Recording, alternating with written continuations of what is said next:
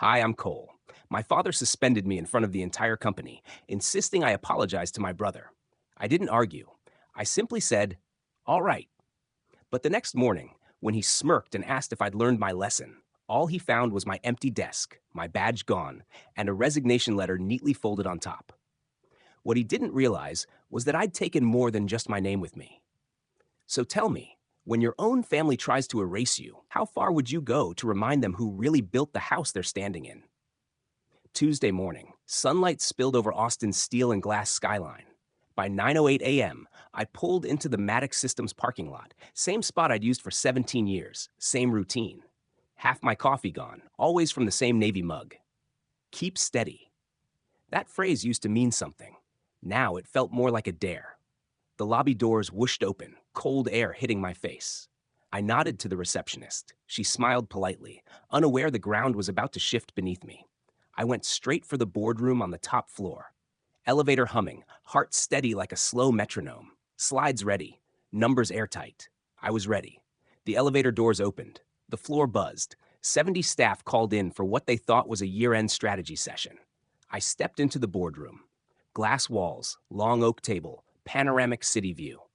At the head sat my father, Richard Maddox, Sr., and beside him my older brother, Grayson. He didn't look at me, just leaned back with the smug half smile he's carried since childhood. My usual seat, second from Dad's left, was taken by someone from accounting. I paused, letting the silence stretch, then slid into an empty chair further down. Cole, Dad said, not looking up. Go ahead. I tapped the touchpad. The screen lit up with my opening slide. Next Gen Procurement Integration Phase 4, completion. I began presenting, projected revenue, vendor savings, next quarter's timeline. This was my work, my long nights, my life, but I wasn't asking for applause, only a chance to finish the sentence. Halfway through the third slide, Dad raised a hand. Cole, he said calmly, I think that's enough. Confused, I paused. He turned to the room, then back to me. You're suspended until you make a public apology to your brother. No warning, no explanation, just execution. Silence filled the room like a broken pipe. But it wasn't shock. I scanned the faces of marketing, HR, product, legal. None looked at me. All stared at the table. Silence doesn't mean disagreement. It means agreement without the risk of being seen. I could have argued. I could have defended myself, but I didn't. My throat was dry, my hands steady. All right, I said, then sat down. Not a ripple.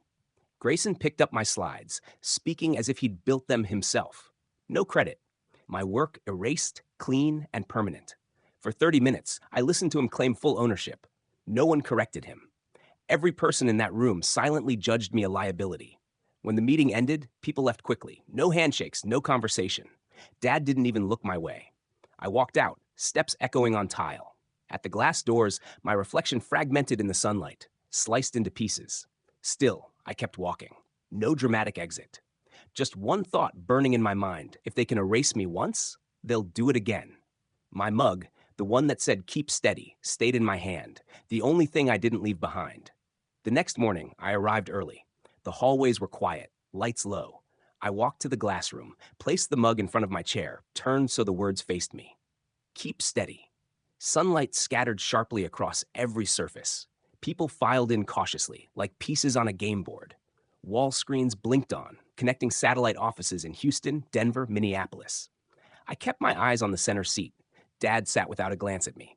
Grayson strolled in, dropped into his chair, rehearsed, confident. The agenda flashed. Q1 transition strategy. My deck had been slightly modified to appear authored by someone else. I folded my hands. Dad cleared his throat. Before we begin, he said, voice firm, one item of business. He looked past me. Cole Maddox is suspended until he offers a public apology to his brother. Every microphone in the company captured it. Faces froze online and in the room. Silence settled, heavy and charged. I didn't move. My first instinct was to explain budget discrepancies, override logs, timestamps, but I didn't. I noticed a flicker of a smile at Grayson's mouth. Not gloating. It wasn't just bad, it was deliberate. For a moment, I thought of my mother's handwriting, a birthday card she sent in college. One line stayed with me. Be steady even when it's personal. So I nodded once. All right. That was it. No reaction, no raised voice, just the quiet sense that everything had shifted. Online chat bubbles appeared and disappeared, like people wanted to speak but quickly reconsidered.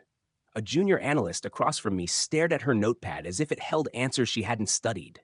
A man from legal reached for his pen, missed it, and left it on the floor. Grayson didn't wait. He leaned forward, grabbed the clicker from the center of the table, and changed the slide. My slide. The layout, colors, and fonts were mine, but now his voice carried it. "Let's continue," my father said, as if nothing had occurred, as if I hadn't just been removed in front of everyone. Grayson began discussing the updated operational plan and how new leadership would support innovation across teams. I didn't focus on the words. I watched him move through the sequence I had built. Each graph, each model, my work, now reassigned under his name. The room nodded the way rooms do when someone in authority speaks and everyone wants to seem agreeable. No one spoke for me, and I didn't expect them to. People don't invite risk for someone already being pushed aside. What struck me wasn't the silence, but the clarity. I wasn't worried about losing a title. I was done lending my name to people who never respected it. I had spent years contributing under their roof, believing hard work would lead to actual equity. My eyes went to the mug still facing me, steady as always. I pressed my palm to the table and felt the faint hum of the HVAC, consistent, indifferent, predictable, like structure, like policy, like family. When the meeting ended, the room shifted at once. Chairs slid back, jackets were pulled on, and eyes deliberately avoided mine. I didn't take a folder or my laptop, only the mug. I walked out. Outside the glass room, the hallways felt wider than usual. The window at the far end showed Dallas traffic moving slowly, like blood refusing to clot. Normal looked unusually precise. They had made my suspension public. I kept my next steps simple. At the elevator, I pressed the button and caught my reflection sliced by the chrome paneling. Behind me, microphones powered down. The last line still echoed. "You're suspended. Apologize." No, no more apologies for doing my job, for staying quiet, for being inconvenient to the wrong people. The elevator light blinked, and then I heard, "Learned your lesson yet?" Grayson's voice drifted down the hallway before I turned. He stood there with his tie loosened, sleeves rolled, confidence wrapped around him as usual. The smirk he'd worn since childhood was now fixed on his face, a look common to people who never handle their own consequences. He stepped closer, shoes clicking on the marble. "You've got that look again, Cole. The 'I'm better than this' stare. Try reading the room. People don't like martyrs." I let him talk. I'd learned long ago that silence unsettles people like him far more than anger. He mistook my quiet for defeat, which worked in my favor.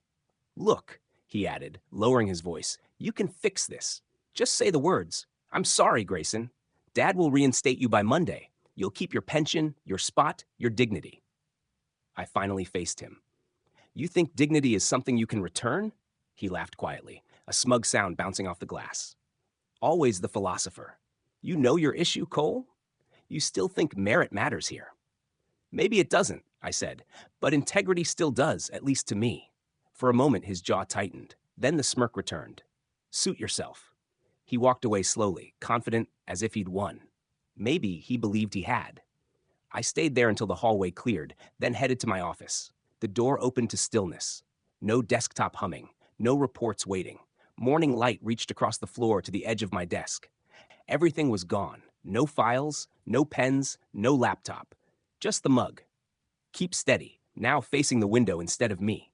Someone from IT had already come through, securing the workstation, as they like to phrase it, treating me like a breach rather than the person who built the systems they were locking down. A white envelope sat on my chair. Property review. Inside was a checklist of company-issued items, my temporary deactivation notice, and a yellow sticky note with a short line. "Sorry about this, Cole. Orders from upstairs." I smiled, not from humor but from understanding. I folded the letter, placed it back under the mug, and looked around. For 19 years, this space had been my second home. Long nights, weak coffee, endless audits. I'd missed events and anniversaries here. Now it felt like someone else's office. The chair I'd sat in through every crisis once felt steady. Now it looked like a cage I had mistaken for comfort. Comfort, I realized, is the quietest form of trap. I stood, breathing slowly. Every sound seemed louder, the vent hum, the faint buzz of the ceiling light, distant conversations outside. "You built this place," that internal voice said, "but you don't own it." And that was true. I didn't, not anymore. I took nothing. Not a pen, not a document, not even a keepsake. The mug remained, a silent witness. Then I opened the top drawer and placed a single page on the desk. My resignation letter, unpressed, unsigned, containing one clean sentence above the blank space. Final review complete. All systems reconciled. To most, it would look like routine compliance. To me, it was a signal, a quiet statement. The systems Grayson boasted about in every meeting, the ones he called his innovations, sat on my architecture, my terms, my conditional access. They functioned because I allowed them to. When I walked out, I didn't lock the door. The hallway stretched ahead, empty. Footsteps echoed from the far end, people returning to business as usual, pretending nothing had happened. Grayson's laughter floated faintly, just loud enough to suggest he'd come out on top. But laughter like his depends on borrowed power, and borrowed power never lasts. I didn't look back. Some exits don't need volume, they need accuracy. I pressed the elevator button. When the doors opened, my reflection appeared again. Not fragmented this time, but clear. Lighter. Then a thought surfaced, sharp and steady. They think this is over. I didn't enter the elevator right away. That thought, they think this is over, stretched quietly through my mind. I let it settle, then stepped inside, pressed G, and let the doors close behind me. I didn't go home immediately. I circled the beltway twice with no destination. I let the silence in the car wrap around me like armor. No music, no calls. The city pulsed around me. Neon lights, brake lights, people chasing Friday night plans. But I stayed in the slow lane. By the time I pulled into my driveway, it was nearly 9. The porch light was on, as always. Mara left it for me, even when she didn't know if I'd be home. She was in the den, curled on the couch, reading. She looked up, gave a small nod. That was it.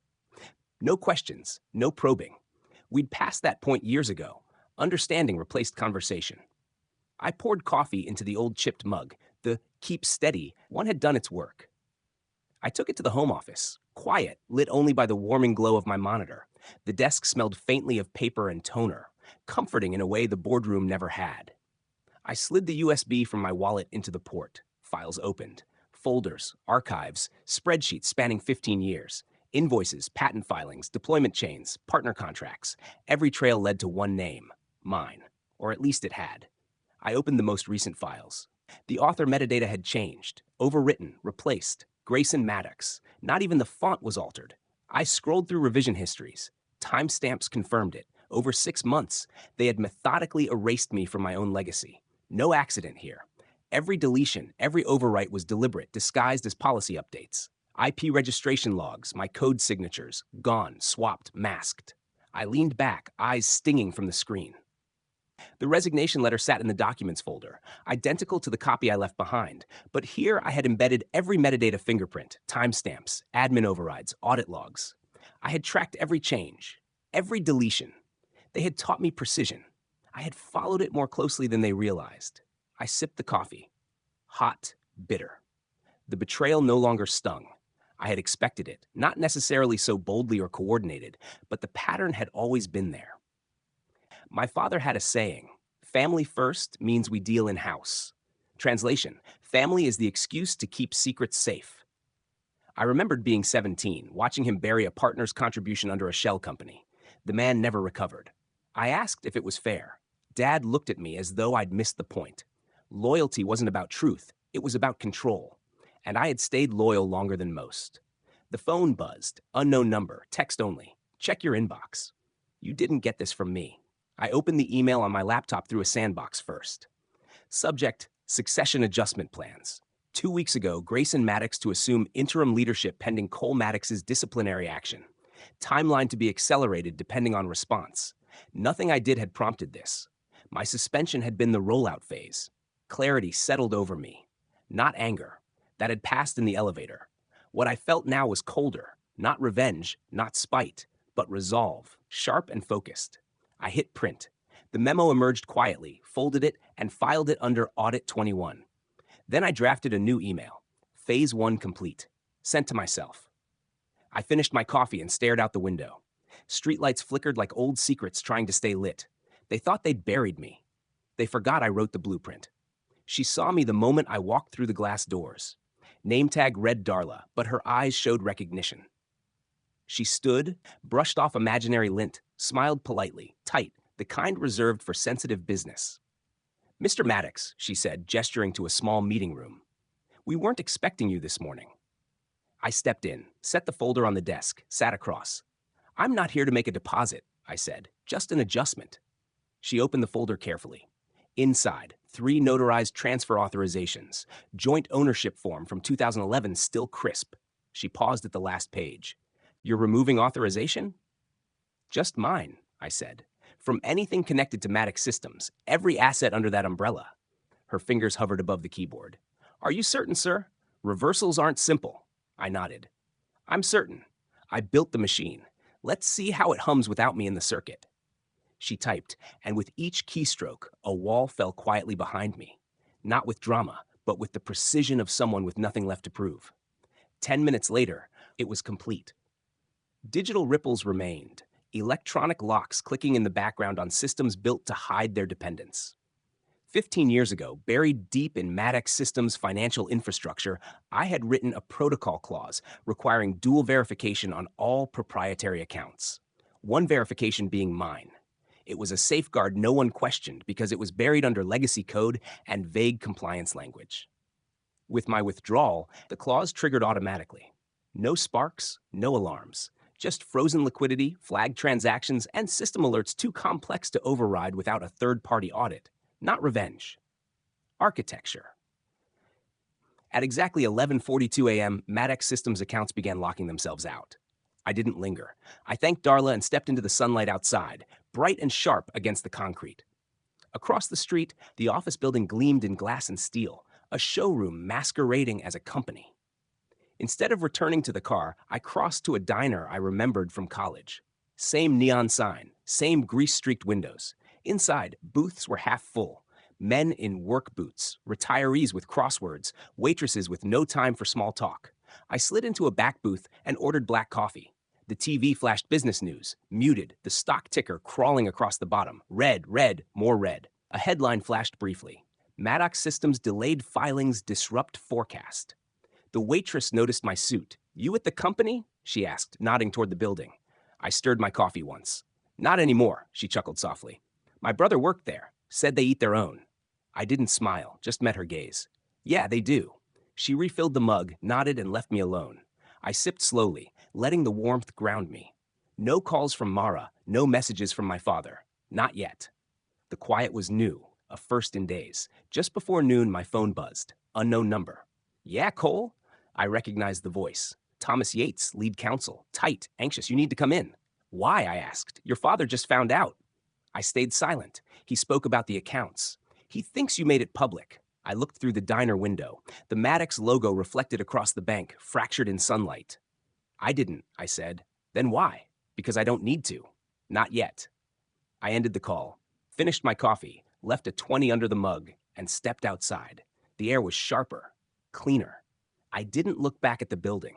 Structures built on borrowed brilliance never last in real conditions. They thought removing me would fix appearances. They forgot I designed the plumbing. By the time I reached the neighborhood, shadows stretched across the asphalt. My father's car sat crooked at the edge of the driveway, engine running, heat lifting off the hood. I didn't need to guess how long he'd been there, replaying headlines in his head. As my tire stopped, his driver's side door swung open. He stormed to the porch, shoulders stiff, jaw locked. No knock, just presence, the entitlement of decades. "Are you out of your mind?" he shouted before his shoes even crossed the doormat. I didn't respond immediately. I set my keys on the side table, slipped off my jacket, heard the door thud behind him. "I don't remember inviting you in," I said calmly. "Do you realize what you've done?" he barked, stepping further in. "The bank's frozen. Vendors are calling. Payroll's in chaos. You sabotaged your own family. That word again, family. A leash disguised as a bond, pulled whenever control slipped." I didn't rise to it. "I didn't sabotage anything. I followed protocol." "You embarrassed me," he shouted, voice shaking. I raised an eyebrow. "I didn't embarrass you. You did that yourself when you read my suspension like a press release." He stepped closer, finger pointing. "You humiliated your brother. You've always hated him for being what you're not." I let out a quiet, humorless laugh. "Jealous of Grayson? Of skating by on favors? Hijacking systems I built? That's not success. That's camouflage. He seemed ready to strike, but held back. You think this little stunt earns moral high ground? You'll crawl back when the money dries up. You always do. I stepped closer. The difference between us. When I walk away, it doesn't collapse because I need it. It collapses because it needed me. His mouth opened. Nothing came out. That silence landed harder than any insult I could have spoken. He turned, pacing toward the fireplace, hands clenched. You've always been difficult, always needed the last word, always needed control. I didn't raise my voice. No, I said softly. You did. You mistook silence for loyalty. I stayed quiet, not because I agreed, but because I respected the house you built. Now I see it was never a house, just a stage. He froze. The fire in him flickered. For the first time, I didn't see the patriarch of Maddox Systems. I saw a man who could command rooms, but never learned to hold people. He recovered quickly, straightened his collar, recomposed his mask. You think walking away protects you? His tone went icy. You sign things. There are clauses. I can bring them to light. You want messy? I'll make it messy. I tilted my head. So can I. I placed a small flash drive on the coffee table. Plastic clicked against wood, deliberate. His gaze dropped. I saw it. Calculation flicker.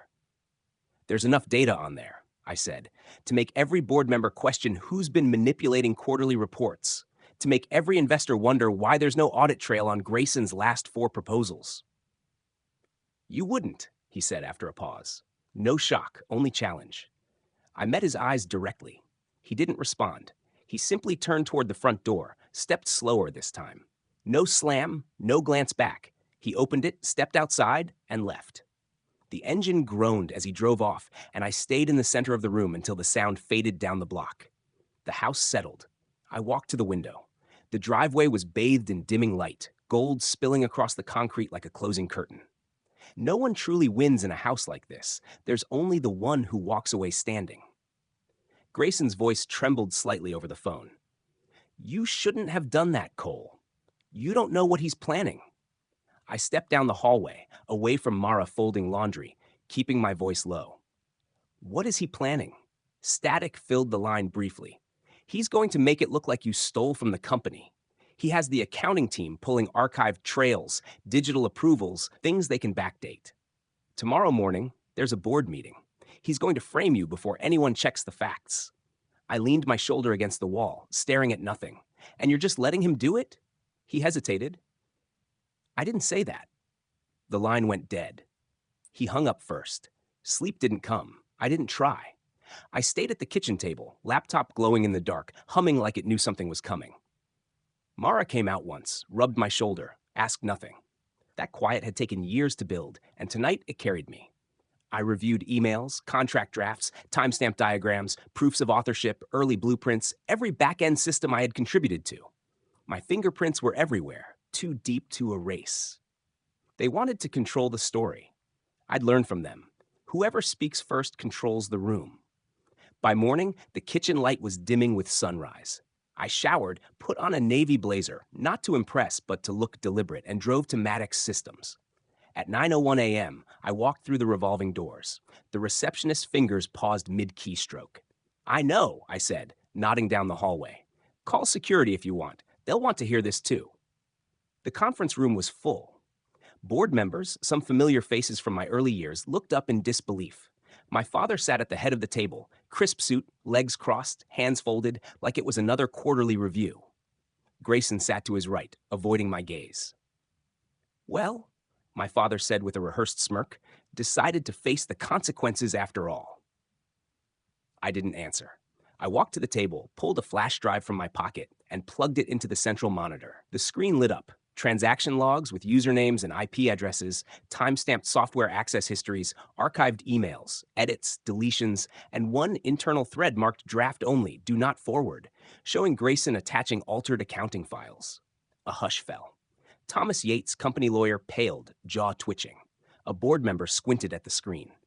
Grayson's lips moved, but no sound came out, like a child caught with scissors over shredded curtains. Every document you plan to use against me, I said quietly, was edited on your personal machine, logged through your VPN, tracked under your admin timestamp. My father's smirk slipped slightly. You set us up, he said, voice tightening. No, I replied. You set yourself up. I just stopped covering for you. Silence filled the room. The collapse was palpable, the quiet that follows when a myth dies. They thought I stayed because I needed them. I stayed because I wanted to build something that would outlast us. I unplugged the drive, pocketed it. Clean your house, Dad, I said, before someone else does it for you. Then I walked out. Sunlight hit harder than expected, cold, clean like air after lightning. My shoes clicked against the stone walkway, echoing sharp and measured. Back in the car, I didn't drive immediately. I watched the building's reflection in the windshield, solid on the outside, glass and steel, ambition and pride, but rot inside. I just lit the fuse. By the time I got home, the porch light was on. Mara must have turned it on at dusk, unaware the city already reflected my family's chaos. The house was quiet. I hadn't crossed the hallway before calls began. Unknown numbers, news desks, former clients, names I hadn't seen since college, all chasing the same story. The headline was everywhere: Maddox Systems under federal investigation for fraudulent accounting practices. I sank onto the couch, phone face down. The fabric felt foreign, like I no longer belonged to this house, like my name had grown too loud for it. The television stayed off. I didn't need it to know what was playing. Amid the rising chatter, one thought surfaced: Grayson. Pale, nervous, hiding behind Dad in boardrooms. Entitled but unprepared for scrutiny. I didn't pity him, but for the first time, I didn't hate him either. At 11:04 p.m., headlights cut across the front window. I peeked through the curtain. He stood there, drenched, suit clinging like regret, shoes leaving wet prints on the mat. When I opened the door, he didn't step forward. "You ruined me," he said. I didn't flinch.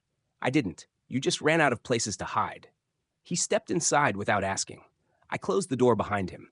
He looked around the living room like it was foreign, small but honest. No gold frames, no inherited paintings, just books, coffee stains, and one photograph of Mara and me from simpler times. "Dad won't take my calls," he muttered. "The board's cutting me out. You win." I almost laughed. "This isn't about winning, Grayson," I said, grabbing a towel and tossing it onto the armrest. "It's about ending the cycle." He scoffed. "You always thought you were better than him." I looked at him. Not the suit or panicked eyes, but the boy who once followed me in the backyard with a plastic briefcase and Dad's slogans. "No," I said. "It just means I'm done." He left 5 minutes later. No goodbye, just wet footprints and a door that closed quieter than expected. The next morning came like a second wave. Coffee made, inbox full again. Not messages, but links. Maddox Systems live press conference, 9 a.m. CST. I clicked one. My father stood behind a podium, flanked by legal and PR heads, company logo bright behind him like a seal of confidence. His tie was blue, the same shade for every major acquisition. He began, as expected. "We've always been a company built on trust, on transparency." His voice was calm, measured. The camera didn't blink. Neither did he, until the screen behind him flickered. The logo vanished, replaced slide by slide with internal emails, timestamped signatures, digital receipts, approvals, backdated edits, and transfer logs, all pointing to him. Someone had leaked the rest. Not me, Grayson. He had done it. The one thing no one believed he could. He told the truth, even if it destroyed the remainder of his reputation. The press reacted audibly. A pen dropped. My father froze. For the first time, I saw him falter, not physically, but emotionally. His words stopped. His mouth moved, but no sound followed. The PR team scrambled to black out the screen, but the damage was done. Even in silence, his face said everything. The empire he built wasn't collapsing because of me. It was failing under its own weight. That afternoon, I disconnected. No online browsing, no calls, no messages. I walked to the nearby park, the path I used in my youth when the world seemed smaller, simpler, fairer. The rain had stopped, but the air still carried the scent of earth and endings. A child passed on a scooter. A couple walked their dog, laughing at something inconsequential. I sat on a bench and closed my eyes. For the first time in years, I wasn't angry, calculating, or replaying old conversations. I was simply still, free. A week later, the letter arrived. No return address, no seal, just my name, written in the sharp, deliberate handwriting I recognized from contracts, audits, and reprimands. Inside was his old gold-plated watch, edges worn from years of cufflinks and boardroom tables, and a note. It was never supposed to be this way. No greeting, no apology, no explanation, but none was needed. I turned the watch over. The back bore the Maddox logo, once displayed on every glass wall of the company. His empire, his pride, his mirror. The tick was soft, faint, steady, alive. Not so for the man who had worn it. I set it on my desk beside unopened bills and a half-full coffee cup, watching the second hand click like a question no one remained to answer. That note was his version of a confession. For Richard Maddox, Sr., it was as close as he could come to saying I'm sorry. Maybe that was enough. 2 days later, I drove to the cemetery on the outskirts of Dallas. The morning was cool, the sky heavy with quiet, demanding no words. The road wound past fields turned gold with late autumn. For the first time in years, I didn't think of meetings, deadlines, or shareholders. Only distance, only breath. His grave a temporary nameplate, Richard Maddox, 1950 to 2025. A simple dash between the years, a life condensed to punctuation. I stood silently, neither angry nor proud, just tired. Then I placed the watch beside the marker. Sunlight caught the face long enough to glint once, like acknowledgement. As it ticked quietly against the stone, I realized it had never been about control. Not truly. It had been about approval. Every decision, late night and silent compromise, had been an attempt to earn a nod that never came. He built an empire to prove he was unstoppable. I built systems to prove I was indispensable. Same cycle, different tools. Standing there, I felt the cycle break. I didn't stay long. When clouds rolled in, I returned to the car. The air smelled of rain and pine. On the drive home, I rolled down the window. The empty envelope on the passenger seat fluttered to the floor. I left it there. Returning home, the house felt quieter, not lighter. In the home office, once filled with late-night arguments, reports, and echoes of a name I no longer needed to defend, my laptop awaited. I opened it, greeted by a blank page. At the top, I typed MadX Innovations. Not a monument, not grand, just something mine. I stared at it, letting it breathe on the screen. For years, I thought inheritance was taking what was left behind. Money, assets, legacy. Maybe true inheritance was knowing what not to carry forward. I had his precision, stubbornness, and discipline, but not his pride. Evening came gently. I made coffee, simple black from an old tin. The chipped mug I brought home months ago waited. Keep steady. The words faded, but still legible. I smiled. For the first time, the bitterness didn't linger. I leaned back, watched the sun dip below the fence line, and whispered, "All right." The same word I used the day he tried to break me, but now it wasn't surrender. It was peace. From the next room, the gold watch ticked softly.